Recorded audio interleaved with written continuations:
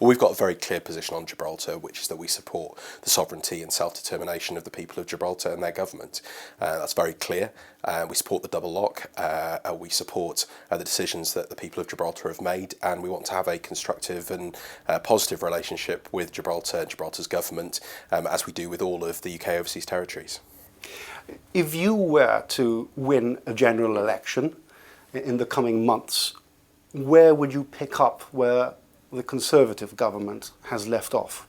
Well, I think you would see very little change. I think you would see a very clear position continue, which is that we support Gibraltar and their government in the current negotiations, were those to be going on the position of supporting Gibraltar's sovereignty and self-determination.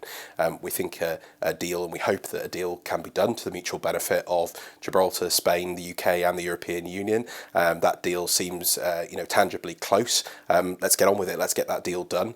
And make sure that the wishes of the people of Gibraltar and their government are respected in that process, and we would seek to ensure that those are respected and fully taken account of. From your dealings with MPs and fellow parliamentarians and ministers, what value do you think is placed on a place like Gibraltar when obviously no Gibraltarians vote in the UK elections, and it's a small territory with 30-something thousand people. So what value is actually placed on Gibraltar in general? Well, not only Gibraltar, but indeed all of the wider global British family are hugely important to us, not only for the historical, cultural, economic and other ties that we have, but also that these are people and territories, not just Gibraltar, but across the overseas territories family, who want to retain that strong link, not only with the UK, but with the Crown, and ensure that link continues into the future. And we respect, welcome, and want to see that flourish and develop further. We respect the autonomy and distinct decision-making processes that Gibraltar have, and it's been a pleasure of mine to meet with members of the Gibraltar legislature and of course with the government as well, but also welcome that Gibraltar is part of that global British family in which shares values and principles that we all adhere to. And in terms, of course, as a military base, Gibraltar has very recently been seen to be incredibly useful to the UK government because of its use as a forward mounting base for operations in the Red Sea. So can I have your thoughts on that?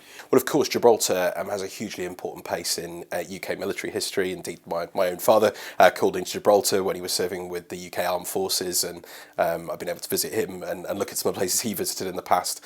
So that historical connection is incredible. And I've been and seen the original transcripts from the Gibraltar Chronicle of the news coming through from the Battle of Trafalgar. This is a relationship with our military that goes back for centuries. But of course, Gibraltar, like our other overseas territories, often plays a critical role in our contemporary challenges, and we fully support the important role that it plays in supporting our armed forces, and indeed those of our allies in dealing with many of the complex challenges that we face, not only in Europe and the Middle East, but globally.